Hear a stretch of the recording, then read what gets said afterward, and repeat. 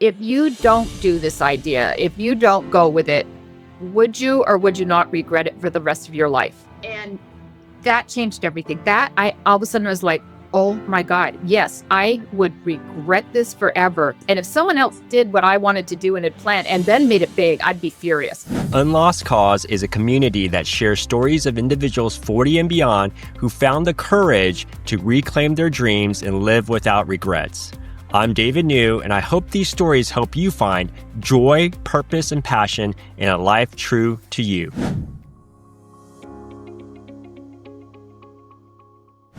Today's guest is Kristin Middleton, the founder of Bougie Gougies, a Seattle-based bakery bringing back the French Gougères with a deliciously modern twist. From an early age, Kristin wanted to be an entrepreneur, to build her own business, and to be her own boss. After a failed attempt in her early 20s, she followed a different career path into the wine industry. It wasn't until she was 60s and semi-retired that she had the idea that would not leave her brain, plus the confidence to pursue the idea and create a business around it. With a longtime passion and love for making and eating Gougères, which are French cheese puffs, Kristin started Bougie Gougies so that everyone would have access to these little bites of deliciousness. Kristin, welcome to Unlost Cause. Thank you, David. And thank you so much for having me. It's a pleasure. Great. And I think you probably qualify for having the coolest company name out there. So I can't wait to dive in. And of course, the first question I'm going to ask you is, can you share a little bit about your upbringing and your first brush with baking or Gougères? I love to cook, but I'm not really a cook. I don't do it all the time. My husband likes to cook on a daily basis, and I like to cook for dinner parties. My mother was a baker. It ran in her family. And so I grew up watching her bake all the time. She never made Gougies, which I call Gougères. But I think there was a little bit of something in my DNA about baking. And when I was exposed to Gougères, I fell completely in love with them. And then probably in my late 20s, early 30s, I started experimenting around with them, making recipes, cooking them for myself, and realized that it's not that they're difficult to make, but they're just a little fussy, especially when it comes to either piping or scooping them. It's a sticky dough, unlike cookie dough. And so some people might make them once, they might make them twice, but they're probably not going to go back and make them again. And so I played around with recipes and found one that I liked. And a few years after that, and kept making them for parties. And then a few years after that, or later into my life, I realized that I could make piles of them in one sitting, one day, around the end of October, and put them in plastic freezer bags after they were scooped, and just keep them in my freezer. And all of a sudden, when people came over, I had a dinner party or whatever, I could just pull what I needed out of the freezer after I pre-baked the oven, throw them in, and they came out just freshly baked. The house smelled amazing, and everybody was so thrilled with this. And it was easy. It wasn't easy because that day I was making them, but it was one day a few months before that, so you forgot. Yeah, I see. And when you were growing up, since you have quite the entrepreneurial spirit, and you said that you wanted to be your own boss and work for yourself, did you have some really good role models early on, or what even revealed itself that being an entrepreneur was even a possibility? Well, I was thinking about that question a couple days ago, and I think one of the biggest role models was my father. And it wasn't that he was an entrepreneur. He ran our family business for the Middleton side of the business for many years. He was a product of World War II. He fought his way across Europe and then went back and finished his education. What I saw in my father was his balanced life. Yes, he went to the office every day and put in long hours, but he would also come home and meet me for lunch if I came home from school for lunch, or he'd take a nap. He played tennis every night that the weather was good because we lived in a rainy area, and he took us skiing every weekend. But what I saw is someone that could work really, really hard. He had a 9-to-5 essential job, but he wasn't necessarily tied to the office if he managed his time well and tied to the desk. So just even that experience of seeing someone that had that 9-to-5 but could still do all these other things and balance it out, and also just put so much love into his children, made a huge impression on me. And I think that my first job out of college was I was on an internship program for Bank of America. And I went through that. And then I worked for Bank of America in San Francisco for a few years. And I realized early on that I just did not like having to go into work for that 9 to 5 every day and be there and beholden to it. It just didn't seem like it was in my DNA. And even though I continued to do that at several times in my life, it always kind of I could just feel like I was fighting against that. And I knew that ultimately I needed to be doing something that I was working hard, but it gave me the flexibility to do it, be at my home or whatever, do the hours I wanted if it made sense. And it just kind of was always in my spirit, I think. Got it. So it sounds like you saw the role model from your father and that flexibility to work hard, but also make time for the things that were important to him that you didn't see when you were working at the corporate job at B of A or other places. So that was really instrumental in pushing you or nudging you to do something more entrepreneurial. And I also think that after I moved from San Francisco, I moved back to the Seattle area. And, that's when Microsoft was starting and a lot of these other startups. I mean, it was really kind of the beginning of a lot of that. And I saw all these people doing that and starting these companies, and it kind of made me jealous. Yeah. And so before we transition to your career arc and the main chapters prior to starting Bougie Gougies, I have to ask the question is like, when was the first time you actually tasted a Gougère? Do you even remember that and the thought or the emotions around that? Yes, absolutely. My family had a very, very good family friend named Suzanne. And after she was living in Paris right after World War II, she was actually a Holocaust survivor. And she married a man from the small town that I grew up in Aberdeen, Washington. She was very polished, very sophisticated. And she never had children of her own. So she considered my siblings and I and another family who had children, her children. So she was always having us over, teaching us about tea and talking about, fashion. And she was educated at the Sorbonne. She was very interested in art and so many things. And one of the times I was there with my family, she actually baked Gougères for us. And I was probably in grade school. And I just thought, my mind was blown. They were delicious and I could not get enough of them. And then I noticed in my family, everybody else was like, we were probably not being very sophisticated in that moment because everybody just wanted to keep eating them. And so that was my first exposure. And then every time after that, she would usually serve them, knowing that we all loved them so much that when we went over. And so that really made an impact on me. And I never forgot about Gougères. If I ever came across them anywhere, which wasn't that easy where I grew up and stuff, I would always have them if I could. Oh, wow. Wonderful. Wonderful. And then when you go off to college, and you already mentioned one of the roles afterwards was Bank of America. Tell me some of the career chapters and the career arc. Where did it take you and what were you working on? Because I think that's also instrumental for a lot of the listeners are probably in that same area or taking on those same roles and would like to envision what's possible afterwards. So after college, I went from the LA area and moved up to the San Francisco Bay Area. And I had an internship with Bank of America, which I completed. And then I worked for Bank of America for several years. At the time, again, I was already shaping a little bit of that 9 to 5, all that structure. And I always knew that I kind of wanted to start a company. But my father became ill. And they didn't give him long to live. And so I thought to myself, I have been away from home since I went away to boarding school, then college, and, living abroad a little bit. I want to go home. They were in Seattle at the time, and I want to be near them. And I could start with, at the time it was Seafirst Bank, or it was associated with Bank of America. So I knew I could transfer if I needed to. But once I gave my resignation and I knew I was done, I moved to Seattle. And at the time, we had a family friend. She and her husband were living in Beijing. He was put there with one of the first corporations when China was first reopening. And she drew me into a startup. And it's funny what we did. And this sounds crazy, but we exported Christmas trees to Hong Kong and oysters for on the half shell to Hong Kong.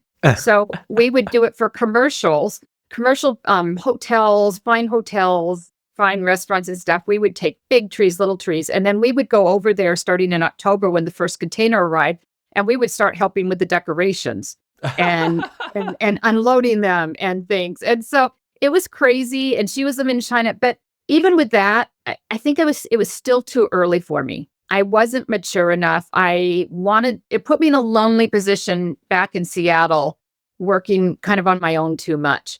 And so that's when I realized maybe this part right now is not for me, but I would like to do this late, again at some point.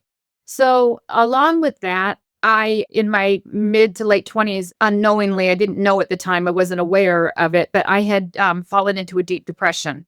Mm. And so that actually, when I left the entrepreneurial side, I kind of left me a few years with doing not much of anything and not wondering why I couldn't and this and that. And really on the brink, and finally got some help and started after a couple of years on medicine. And I basically had to rebuild my life. I mean, there's so much with depression that we won't touch on today, but there's things like not getting your bills paid, even though you're perfectly capable of doing it, and not getting out of bed. And so I had to rebuild about 2 years worth of my life by the time I was up there. And so at that point, I was just doing some just working, not media work, but I was working kind of part-time in retail stores.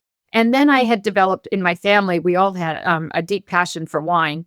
And so I started going down to the Culinary Institute of America in St. Helena and going through their wine studies program. And that was passion for me. I love wine. I loved going to school for it. And I then built a career based around wine. First, I worked for a national importer of Spanish and German wines, which was perfect for me because I loved European wines. Plus, I had lived in Spain on and off several times in my life and was madly in love with Spain. And I happened to be one of the few people in those days in the United States that liked German Rieslings and things. So it worked out beautifully. So I was having a great time doing that. And in the meantime, my family had one of their companies that we had started building a wine division for our family business. I wasn't working for them, but I decided, and so they kind of approached me when some other people were putting together a national sales team. And when my brother told them that people that were going to be running it, that I was already in the wine business, they said, "We want to talk to your sister." And he said, "Oh, okay. I don't know what's going on with her." Well, I was just getting my resume dusted up to go and work with someone else. And so the timing was impeccable. And I like to say it was nepotism, maybe a little bit, that I got the job, but it was nepotism where I had experience behind me. And so I ended up working in that for years until literally December 31st of 2019. Now, along the way, I was getting a little tired of it. I think I was burning out, but I had a huge identity wrapped up in my identity was wrapped up in wine and my knowledge of wine. So it was a very important career for me. And then, so you said that your identity was wrapped up in wine. So how did that chapter end? Because the last date that you referenced, Kristin, was 2019, and we all know what happened in 2020 with COVID. So can you share with the listeners, what happened or what was the tail end of that chapter? So I became semi-retired December 31st, 2019. I had actually we had sold off two of our winery brands, and still had our vineyards in California. And we had our vineyard in Walla Walla and our smallest winery, Cataretta, in Walla Walla. And the family made the decision to close Cataretta Winery. Wine's a hard business to make money in, especially when everyone in the world, especially our size and the higher quality wines, everybody was getting into it, and the competition was just, no one was going to make money unless you had the big PR and you were a really big personality and things. And I don't think our family liked being in front of things that much. But I knew it was going to happen. The wine was closing down for close to a year, maybe 9 months. And I couldn't let anyone that I worked with know this. So I had to pretend every day that I was moving forward and we were moving forward. And it just felt like it put me in a position of lying to good friends of mine face to face. And it really took a toll on me. And so when the end of that year happened, I thought I was really down, but I also thought, okay, this is my opportunity to go this next year, decide. I knew that I wanted to start a business at this point, but I didn't quite have the idea. but I also knew I wanted to go travel the world because all of a sudden I had all this time. I was also struggling emotionally and things when January 1st hit. This is a little pre-COVID, we already heard rumblings of it, but my husband wanted to go to New York for about a week and eat his way through New York, which he loved to do. And I was overweight and just feeling gross about myself, not happy, knew something was going on up here. And so I finally said to him about a day before we flew out, I said, honey, I want you to go to New York, but I do not want to go with you. I can't, we just got through the holidays and I can't keep eating more when I know I need to get healthy, mentally, physically, get weight off, get exercise going again. You eat and drink a lot in the wine business. Oh, yeah. And I said to him, the first thing I'm going to do is I'm going to call Canyon Ranch in Arizona. And I'm going to, if they have an opening anytime soon, I'm going to book the first opening. I'm heading down there immediately. Well, I was there within 48 hours and I was a mess. And so I thought I signed the first day. I went and signed up with a psychologist there. They have, it's not just exercise. They have full medical, everything. And I've done full workups there before. And so the poor lady, didn't know her, get in there. And I think I had an emotional breakdown. I was sobbing most of the time. And in that sobbing, I'm saying things like, and I came here to put my business plan together and I can't seem to focus on it and da da da da da. And after that, and all of a sudden she said to me, whoa, let's stop for a minute. Besides many other things that when she finally, I wasn't crying, stop. And she said, first of all, you are in no state to think of building a business right now. You are in no state to put a business plan together.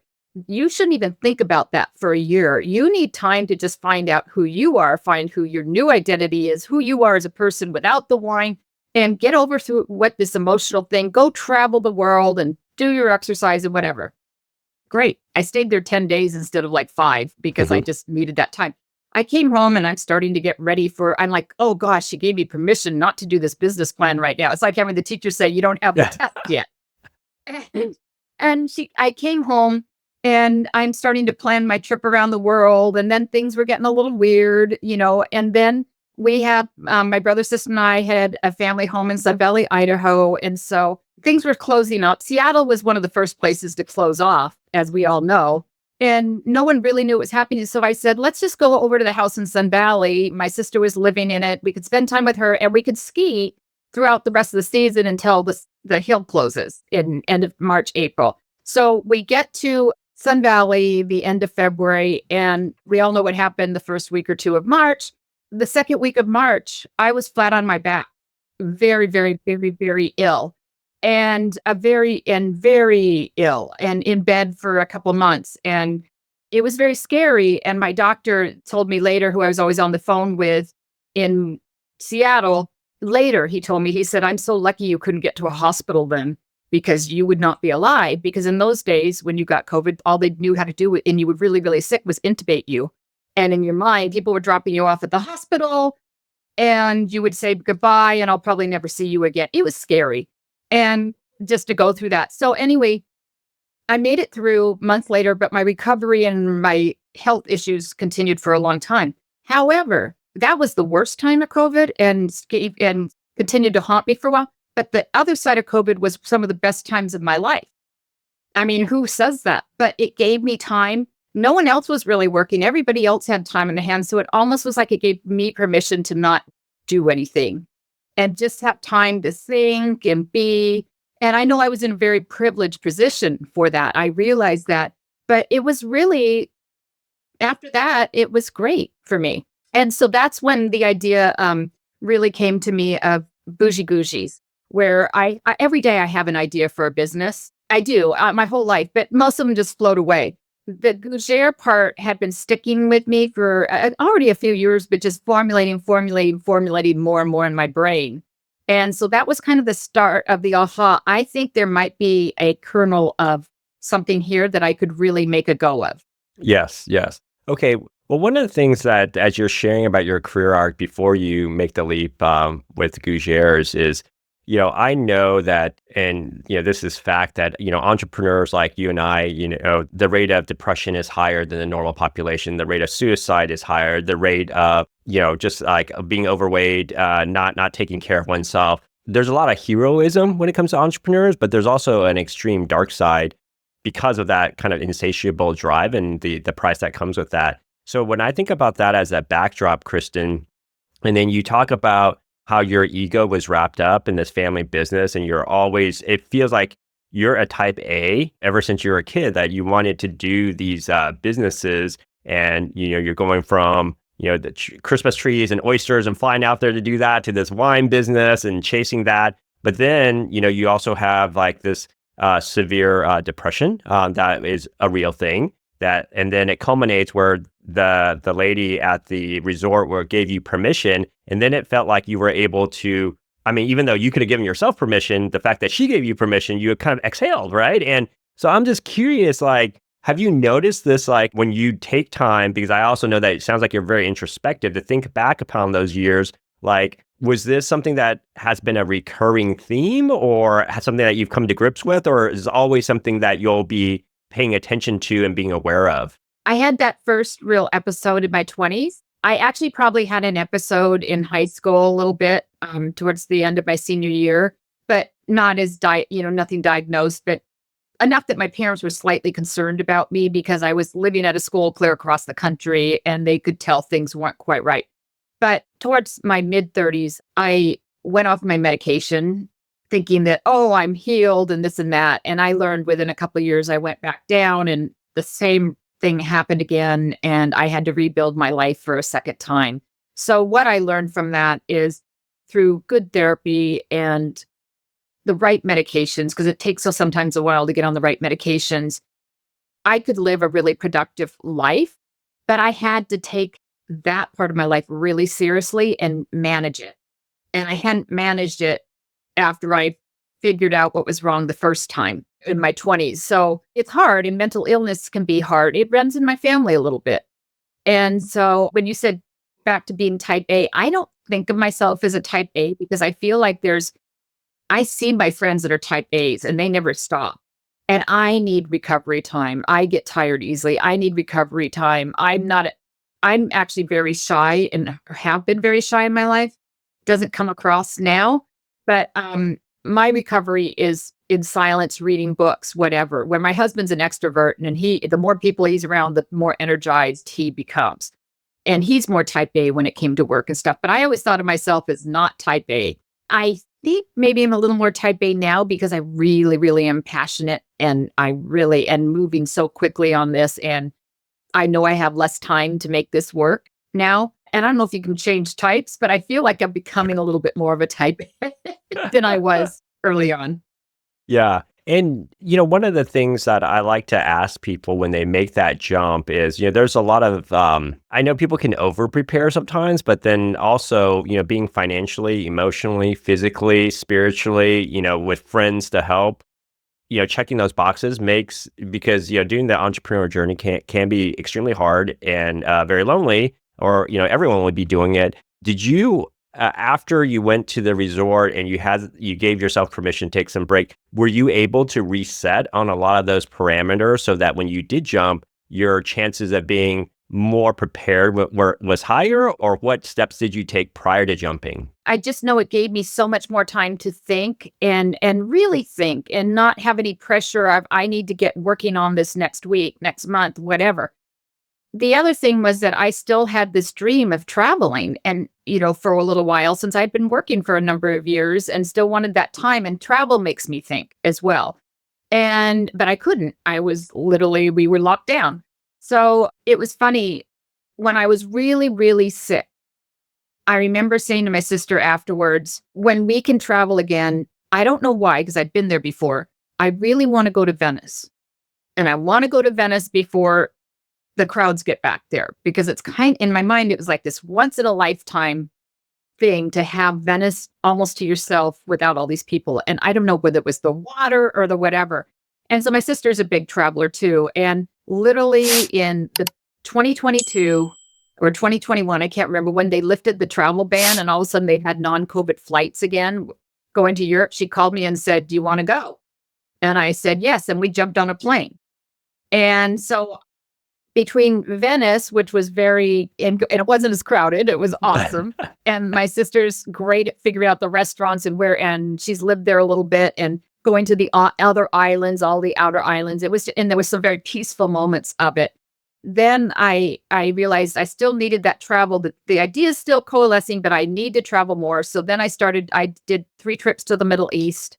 I went to Saudi Arabia, and then I went to Qatar and Jordan and Israel, and got a little of that out of my system, because I also knew if I was going to be starting something, it wasn't going to be so easy for me to just jump. And I went to Morocco as well during that period. So I kind of got some of that out of my system and still giving myself that time to think and figure things out.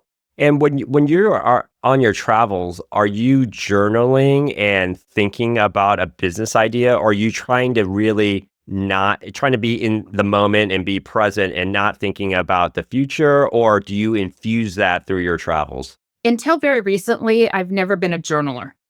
And so I was also the kind of person that when I was writing a paper in college, I would think and ponder it and ponder it and ponder it. And then it was getting closer. I'd finally put into words into a rough draft, but not a rough draft like people were doing outlines and the this and the that. And for some reason, I do better when things are just forming in here. And then it gets to that critical time when you need to start putting it down on paper. I would put it down on paper, then I would tidy it up and put all the things that I needed to back it up. But those ideas, I instantly could put them down on paper, but because I'd been letting time coalesce in my brain. I think that's what I was doing. It wasn't like I was writing lots of ideas through any of this period. It was just coalescing. And then when it was coalescing, you said this is the idea that wouldn't leave your brain, right? Was it coalescing around this and how to do it? Or was it like any next chapter or next act in your career, or was it really anchored around Gougères? Well, 2 things happened. I had the idea, but I also knew I was semi-retired, and my husband's 9 years older than me, and so he's a little bit older, and I was hitting towards the end of my 50, and I told him when we retire, and we had talked about it. I married late at age 45, so we hadn't been married forever and ever, and we're still in love and want to spend time with each other, and we still do. My goal when we talked about it was to retire. To travel. And so one of the things that happened is during COVID, he looked at me. So I still have this idea, something that maybe the business part implementing was a little bit further off than just next year. But then my husband sat me down one day and he said, look, I really don't want to travel the way you do. I like being at home. I like being, doing this and doing that. But you like to travel for like 6 weeks, 2 months at a time. You want to be coming home for a month and shaking off. That's just not my deal. And it really took me back. And I was like, oh my God, like this was a major discussion we had before we got married. Like it devastated me in some ways. And so, but once I got over that and I did some of my own traveling, I enjoyed every minute of it. I was like, I love spending time with my husband. I have this idea that's now coming more into fruition. Now the Gougie, this is not, we're post-COVID a little bit then. The Gougie idea is like there, I know it's the one that if I do something, I'm going to do it. And I want to stay home and know my husband. We're old. We're in the older gen. We're not, your podcast is for 40 plus. And I started another career 40 plus, and now at 60, I'm doing something else. So, now I'm at 60. Yeah. Well, you're a hero to everyone then. Hero to everyone in this community. It was a way. Yeah, also to spend time at home with my husband and not resent. But I also knew if I didn't keep busy, I would fall into a depression. I had to have something that I could focus on and keep somewhat busy. Yes. And then where was your husband about this kind of this idea that you had? And because, one of the things is, some people, when they have an idea, depending on their friends or family, they kind of keep it a secret until it bursts open. Other people like to talk to people and they're kind of getting feedback and support. So I'm just curious where you were on that spectrum.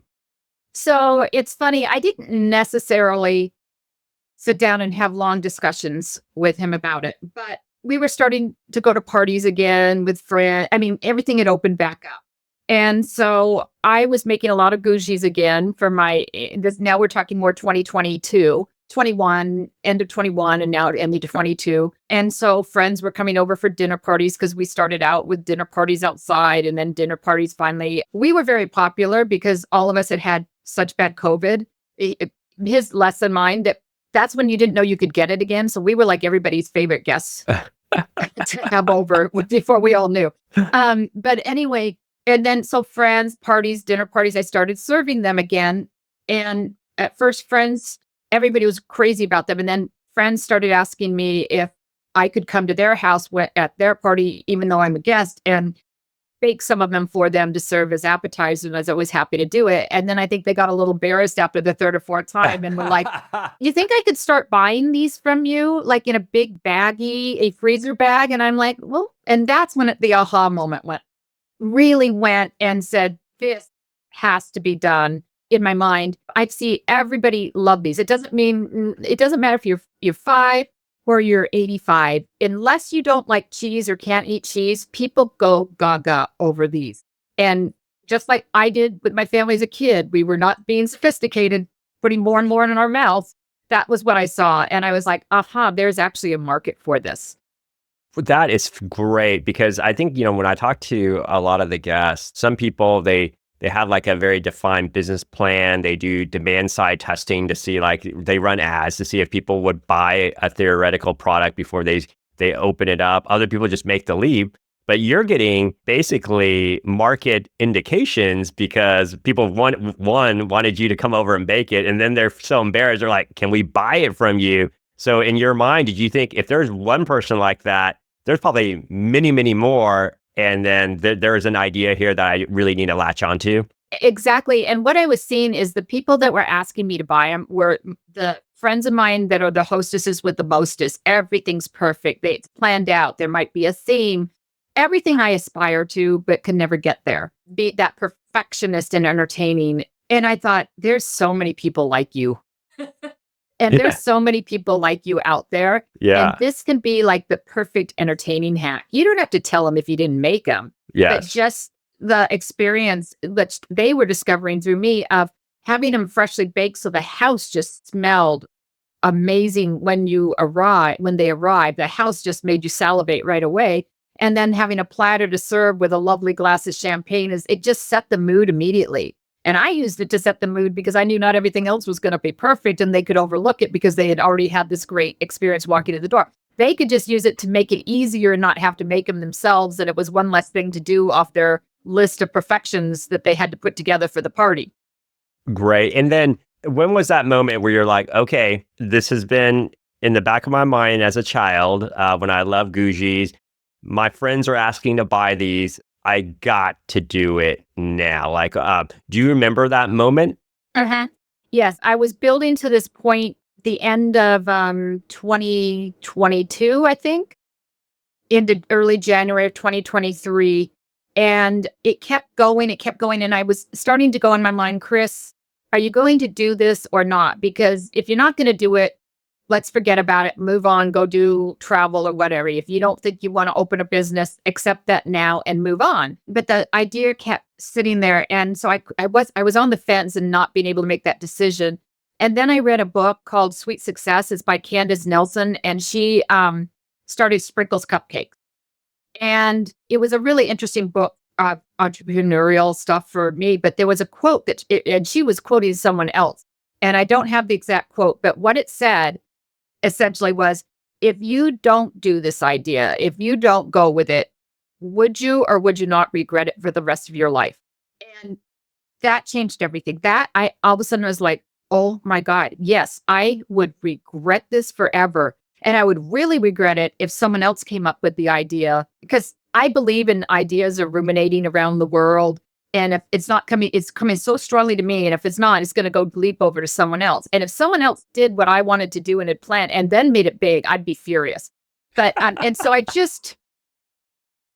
that was what really did it. And literally the next day, I called up through a friend of mine, this business consultant that's been with me most every step of the way, and signed up with her. And we started February 1st.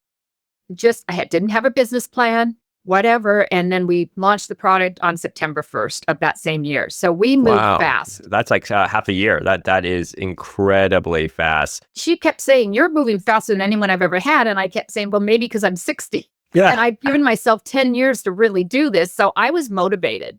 So, and the other thing that she did is she didn't sit there and make me write up a business plan. It was funny. She just had it, the way we did it. Every 2 weeks, we had an hour session, and then I could call her up for these 10-minute sessions and sign up for them anytime I wanted. 10 minutes, you can get a lot done if you have a quick question or you need something clarified. And it was broken down into steps without me even realizing it. So if we put it on paper, we probably had the business plan, but I was just doing it. So I think that you just mentioned something that struck a nerve because I recently made a post on Lost Cause talking about how there are headwinds and there's tailwinds to starting a business or pursuing a passion when you're 40 or older. And here you are, 60 or older, and then you're saying, well, I didn't need a business plan because I've been thinking about this for a while and I've done a couple of businesses as well. So you're able to take these shortcuts because you've seen this movie a couple times. So I'm curious if you can share, like, what were some of the potential tailwinds that you think are for people who are making these second career changes or, pursuing a dream? And then what are some of the headwinds that they may encounter as well? Yeah, tailwinds was kind of everything I've been talking about, and that aha moment, reading that book, and just really pushed me over the edge. My business consultant, great, pushed me in a lovely way, but put pressure on me too. I mean, it wasn't that. And I also think that in a tailwind, the way I wrote my papers in college, it was the same thing. I didn't necessarily put things down on paper, but I had been until I really sat down to just throw the rough draft together. But I had been thinking and thinking and thinking that it already was in my mind pretty clear. And then by doing the small steps with her, it didn't need to be this business plan. I did do some research, and we can talk about that in a minute. But in terms of the headwinds, well, like you, I get tired so much easier. I have long haulers.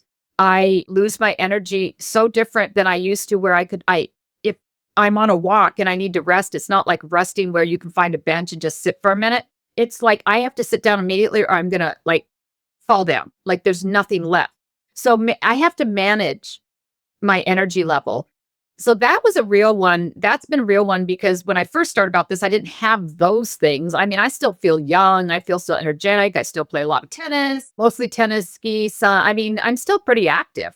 But I do notice that I have to manage my mental health, but that's still there. And I have to manage my energy and make sure that I'm doing what I need to do to keep me at my best. Yeah, that's wonderful. And I think that's such great self-awareness, and which would probably be a different playbook than if we were in our 20s, which is go, go, go, go, go. And we're comparing against everyone else, like, oh, they're doing more, and I got to go faster. And obviously, it comes at a cost. And usually, like for me, it comes at my health because I'm not eating as well. I might be not sleeping as well. I'm probably drinking too much. And so now that I'm older, I realize the consequences of it. And I usually make better decisions than I did 20, 30 years ago. Yeah, exactly. And I read a book about a year ago, and it's a book that's been out there. Everybody's heard about it. I hadn't for some reason. And it's helped me restructure my days and my life because I can be a procrastinator. There's a few of us in my family that could be huge procrastinators, even though it seems like I'm going, but I can procrastinate with the best of people, especially when it comes to those daily jobs that you just don't want to do. The stuff that's not as fun or not as exciting, not as sexy about this part of it. But anyway, and it was from Robin Sharma, the 5 a.m. club. And so I started testing that out. And a little this winter, as you know, Seattle's are very dark. So to get up and take my walk out at 5 a.m. in the morning is a lot tougher than it is at heading into now through September, October. So that threw me a little bit. So I'm more 6 a.m. right now. Right now I'm in California while I'm doing this. So that's a lot easier. But that 5 a.m. started to build me the structure. It started me journaling. I'd already started meditating or been told to meditate after Canyon Ranch. I started doing the meditations in the morning. I started doing my educational side that he suggested by working on my Spanish language every morning. And then by a certain time, this is all done. I had the advantage of taking more time than the hour he did it in. So I'd do this in a couple hours. So it was great. I had this morning to myself. Thought I was never a morning person, but it turns out once you just restructure it and get the right sleep and go to bed earlier, it kind of flows. And so that has helped me a lot of how I organized my days, which I'd always been able to wing it, I think. And that's part of the problem. And sometimes with not getting it to make you, it allows you to not get things done because winging it gets you in trouble. Winging it sometimes leads you to lack of confidence because, oh, I didn't prepare for this today. Well, I prepared today for this, David. But in my life, I might have just jumped on and winged it. And then I would feel bad about myself if I didn't feel like I did the best job I could possibly do. And so that restructuring has really been helpful. And it's helped me manage my sleep so much more and keep that energy side. Yes. And plus one, Kristin, on 5 a.m. Club, I was turned on to that, I think, last year. And I'd never been a morning person. I'm thinking, there's no way I can do it. I don't even like to wake up for a flight that early where there's huge consequences. But then I just told myself when the kids went back to school that I'm going to give it a try. And just this morning before our talk, I was journaling and I told myself like I'd gone on a trip with the kids for midwinter break and I just got off the rhythm and I just don't feel as productive. It's And amazing. I don't feel as centered. I don't feel as present because I don't have my me time before the world starts. So I just told myself, David, you got to get back on it. And so I agree that I think it seems like an insurmountable hill to wake up at 5 a.m., but it's wonderful once I did that. And I committed that I'm going back on it. I couldn't believe how I was excited to go to bed early because I couldn't wait to wake up in the morning. And I think like, that is so not me. I Like, know. where did this person come from? Yes, I'm with you. And the other thing that you mentioned, because I know that starting anything so challenging like a business takes a village, and you early on employed a business consultant. Is that something that you would recommend to other people in the unlost cause community? Like, why or why not should they get a business consultant to help them out? I think for several reasons. One, when you're starting something on your own, it's lonely. You don't have that sounding board. You don't have those people that you're seeing every day. My husband was not a sounding board really at that point. I think he thought I was a bit crazy to begin with. But also this particular business consultant, I'd met through my best friend briefly when she used her. Wickedly smart. She just could put everything in perspective. I'm putting an investment in her. It's not inexpensive to hire your own business consultant. There's other ways to go about it. But I'm still using her. She's kind of like my other partner in a way. I mean, we have such a good relationship and I trust her and I can soundboard, but she also knows where to kind of guide me because she's done this with so many other people along the way. Or sometimes when I'm getting off track, maybe a little bit, or she'll refocus me. One thing she keeps telling me to refocus on, get out of the warehouse, get out of the kitchen. You're the most expensive cook in the world, the most expensive warehouse person in the world. When you need to be out there with the marketing and in the sales, that's you. And you are the company, you are the face, and we've got to keep making sure you get out there. So just even that kind of almost rah is worth it. So I think that's incredibly wise. It's an investment in basically you and the business because you are the business. And why not in terms of, that's why I invest in, organizations like YPO. It's not trivial. It's expensive in both time and money. But I think about it as an investment in me and getting more scale and also just getting out of the echo chamber and having someone call BS on me and saying, oh, hey, have you thought about looking around this corner? I'm like, oh, you're right. I haven't, right? And that in itself is worth it. Yeah, I mean, and I learned about each other through my brother, who he's in the old people's YPO now, I call it. I am too. And he connected. Hey, I would be if I could. I've been running something with that earlier in years, but there's obviously you don't have to spend the money to do this because there are other, and I did look at small business development. I looked at SCORE and I actually started SCORE a little bit, but I already had the business consultant and they were moving too slow for me. I was moving so fast, but I have another friend that's in the food business in Seattle with a cookie company. And she turned me on to SCORE when we met to get some information. And she went through that full program and she just can't speak enough of it. Oh, that's great. Yeah, that's one of the questions I ask people if they avail themselves of resources from the SBA or the SBDC or SCORE, because these are government entities that are supposed to help further entrepreneurship, remove some barriers.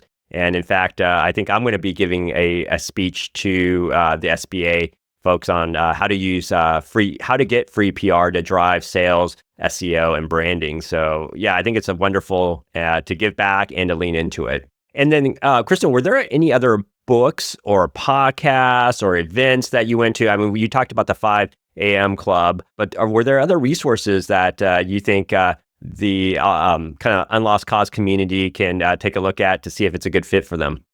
Well, I don't know. I've read so much over the years, I've kind of forgotten because I was always reading books on entrepreneurial. One podcast is actually put on by my business consultant. It's called Power for Ladies. And then she has on her website a whole listing of books that she recommends that I started flipping through. And then very different because it's not an entrepreneurial thing, except they're being entrepreneurial. I love the podcast of Megan Rapinoe and Sue Bird, A Touch More, I believe it's called. And I just love the women empowerment that they bring to a lot of it. It just kind of inspires you to be doing whatever and being a woman and being good at it and being proud of yourself as a woman and what you're doing and things like that. Robin Schwarmer, I often listen to for like 20 minutes on my walk in the morning to his podcast to kind of get me revved up with, again, following the routine and, this and that. So I use it as my walking tool. Wonderful. And then tell the audience, what is been the major kind of milestones and what is the state of the Bougie Gougie business now? Yeah. So we launched in September of 2023. So we only had 3 months that year. Last year, 2024 was our first full year. And we didn't, obviously we set goals and things, but we didn't have a lot of track record.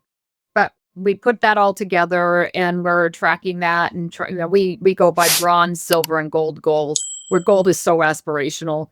Unless everything falls into place right, you might not make it. Silver is great if you make it. And bronze, I'm sort of like, yeah, okay, but I can do much better. So, but that year, one of the things that I realized I could not do is my business is direct to consumer for right now. I'm launching into wholesale soon, but it's going to be dependent on social media and content for social, whether it's paid or user generated or organic.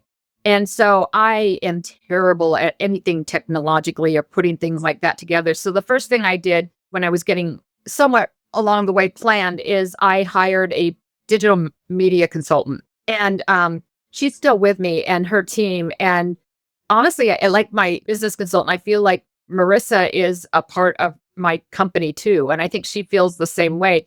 I would not be where I am and generating the sales and all of that if I had not done that. And so I've been self-funding the whole time. So there's things that I've been willing to put a lot of money into it, as some other things that maybe not so much. But for me, I have to put the money into digital marketing. And the first year, the issue with this business right now is that it's so dependent on the holiday season.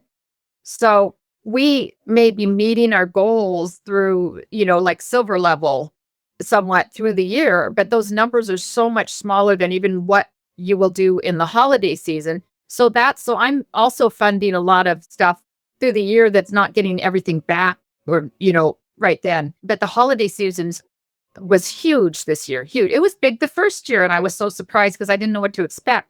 But the other thing that helped us I'm very proud to say, is that Goop, Gwyneth Paltrow's lifestyle brand, they picked us up and put us in their holiday gift guide for 2024. And that really drove, and it came out at the end of October. So that really, really drove, I'm sure, a lot of business. I don't have statistics on it because people will make you sign an affiliate thing and then you can see the tracking. You don't do that with them. So, but you can tell, we were doing a lot on our own, but you could tell. So that was, my first full year in business. That was so exciting for me. Wonderful. And yeah. And so, I have a PR person now that's working in media out of New York. And, we're about to put on an event in end of April in New York for media types. And then it's just plowing forward and hope something good. I know yesterday she met with a TV show. Maybe that will happen. I next week have an interview with a TV show that might want me on it. It's just that they found me. And I'm like, how are you guys finding me? I know people that have gone to casting calls for that, but I was never going to put myself in a cast. So I was like, oh, okay, well, whatever. Might as well go through the first interview process, see what Yeah. happens.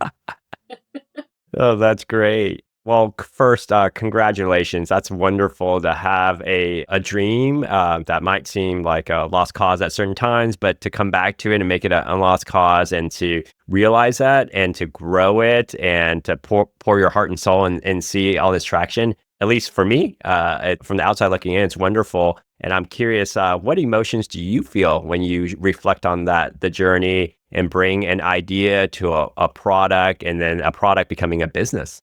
That's a question. And I bet a lot of entrepreneurs say that get emotional on that type of question. I could feel myself immediately emotional. I think that a couple words come to mind. And the first one is that I can't believe is that I'm so happy that I was brave enough to do this. Yes. And it's hard. It's hard to be brave. And Hmm. people don't realize they really are. We've been brave all our lives. I was brave the first day I went across the country to boarding school or college or, went to a therapist for the first time because I had issues.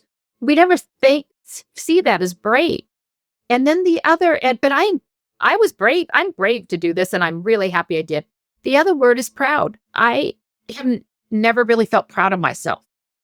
I've done good things and whatever, but I don't know what it was, but my mindset, I lacked self-confidence to say, you should be proud of yourself. And now to say those words to me, but not only do I say them to myself, but I've had several friends come up to me and say, I'm really proud of you for doing this. And that's everything.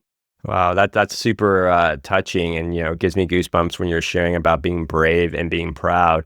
And I'm curious, like, how is this entrepreneurial venture different than when the prior ones, like in wine or in the I believe it was the oysters and the Christmas trees? I was still in my not even quite mid-20s when I did this with a business partner, family friend. She was older than me. And first of all, we were living so far away from each other. She was living in China. We would meet up in Hong Kong.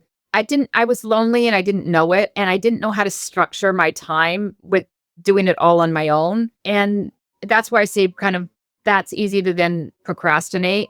I enjoyed a lot of it. I loved going to Hong Kong and going to all the hotels and going up the back elevators, seeing the backs of the hotels to where you would meet for people to buy Christmas trees and explain the concept. That was fun. And it was even fun executing it by helping to be over there to unload and whatever. I think I wasn't prepared mentally, emotionally for it in my early 20s. And I don't know if I was prepared in my 30s, 40s, even early 50s if I had started Gougies then. I'm just, for some reason, prepared now. And it might be age, it might be wisdom, it might be that I actually had a scare that my life could end. And what am I going to do when it didn't end? What am I going to do to, that's a big wake up call. You don't want to go to your grave with a lot of regrets. I don't. And then if you were on your deathbed and going to your grave and you didn't take this leap to do Bougie Gougies, how do you think you'd feel? I would be so disappointed in myself. And I would feel like I had all these opportunities in my life to do something. And I always knew I hadn't fulfilled them yet. And to go on my deathbed and know that I never did fulfill any of them, I would be devastated. And then, so the fact that you did get up to the plate and take a swing and you're making this work, like, how does that change how you see yourself now that the narrative is actually the opposite of that, which is, being brave and being proud? Well, I think it's a lot easier for me to look at myself and say, I'm proud of you. I don't necessarily need someone else to now come up and tell me that. I know that I'm being brave because I'm just jumping in. It may look like we didn't have a business plan, but it's a very well thought out business. It is on paper. It's functioning. It's moving forward. Good things are happening.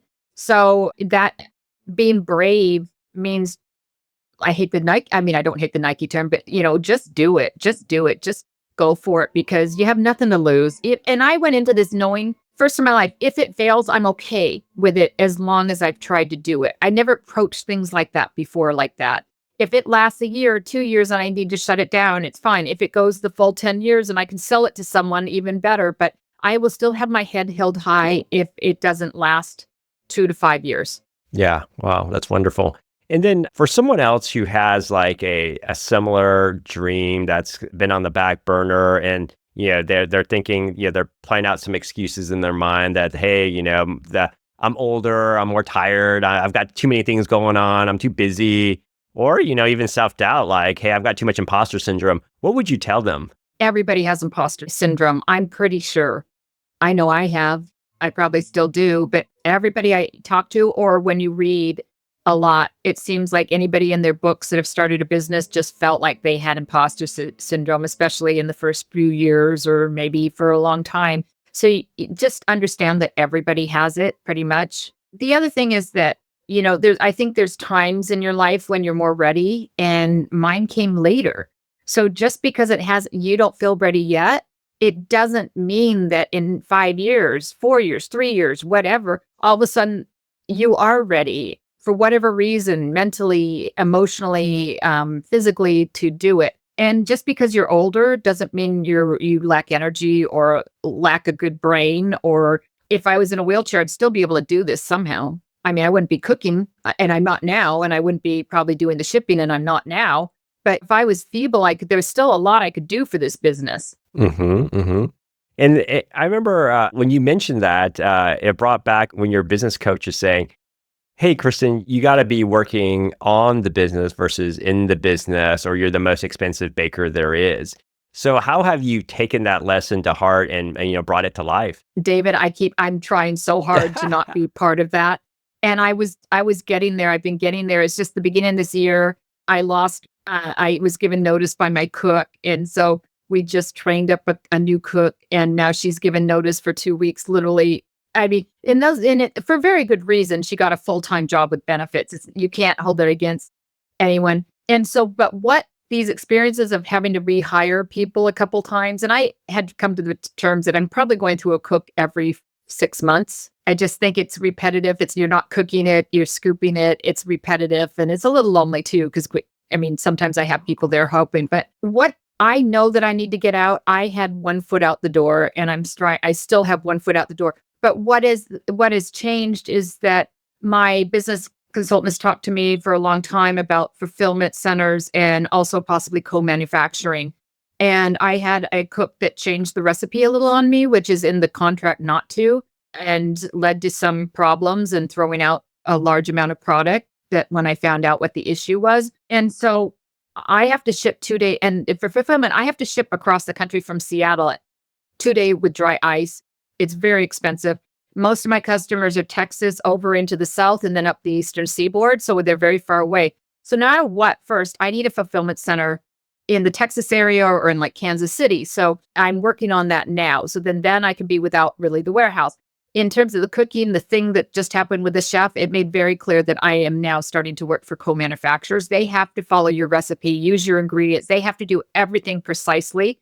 And baking and pastry is very precise. So you follow it, you measure, you go to the grams, you do this, you do that, and it's fail proof, and it's at my quality level. So I'm hoping to have a fulfillment center possibly in the middle of the country by hopefully sometime this summer. And now I'm hoping that maybe I could be well on my way to a co-manufacturing, because we have to build up so much for the holidays. And then that's out of my hands. I don't have to worry about hiring the cook or, whatever. And I'm out. And then when you're out of that side, do you shift in? You mentioned social media being really important and PR being very important. Then do you take on much more of a front-facing role in terms of like being on social media and talking to it? Or what role will you slide into? In our planning meeting for 2025, with Marissa and Kara, one of the things that came up is they want me, when the product or an ad is on Instagram and I'm in it speaking, we get the most sales. And it happens over and over and over again. And I've always been really shy about having my photograph taken and being on camera. And so I hadn't been pushing it, but I kind of knew I need to. So they're pushing me front and center into that for content creation. They want to build it around me and they think I'm likable. I hope I'm likable and, accessible, but, I don't read myself. They're the ones that read me when they do this. And, So yes, that's a very big push for us, is that I'm out there front and center and highly visible. That's great. And then since we're a community in this together, what asks or requests would you like from the community or the listeners? Well, one, check out my website or my Instagram feed. It's www.bougiegougies.com. And it'll be in the notes, right? Because it's the spelling. You want to be precise in the spelling. The other thing I was thinking is, along with this co-manufacturing and this fulfillment, if any listener out there knows anything about that, I would love for you to reach out to me so I can pick your brain. Or if you know people that do that kind of thing for almost an artisanal product and small, still small production, I would love to have you pass on names. That would be so helpful. And as well as, like in the making and the shipping, that would be extremely helpful. And also support me, buy the product. Yes. Taste them, see what you think. And then, so if the audience is inspired and moved by your story, like they can support by buying the product, testing it. And then what are the main social channels that they can follow moving forward? Yeah, we're pretty much, you can find us on Google, but we pretty much do our paid social media and our other on Instagram, Facebook. We decided to focus in on just a couple. So it's at Bougie Gougies, and Bougie Gougies is spelled together, all with one, BOUGIE, GOUGIES. And you can always also, if you have questions, just please email me anytime. I love getting emails at hello@bougiegougies.com. Wonderful. So Kristin, I'll just say that your journey is a beautiful reminder that it's never too late to dream, to pivot, and to pour your passion into something meaningful. You didn't let age or setbacks or the pandemic stop you. Instead, you turned what could have felt like a lost cause into an unlost cause. And if Kristin's story sparked something in you today, please share this episode. It might be the nudge someone else needs to reclaim their own dreams. Kristin, thanks for sharing and showing up and showing that the second act or third in this matter can be just as rich, if not richer, than the first and second one. Your courage, creativity, and joy are exactly what the Unlost Cause community celebrates. Thank you. Thank you so much. Before you go, if you're inspired and want to be a part of something bigger, subscribe, like, and share to help more people reclaim their dreams and live true to themselves. Also, let me know if you or someone you know would be an inspiring guest on this show. Together, let's spark courage to live without regrets. The Unlost Cause way, one story and one person at a time.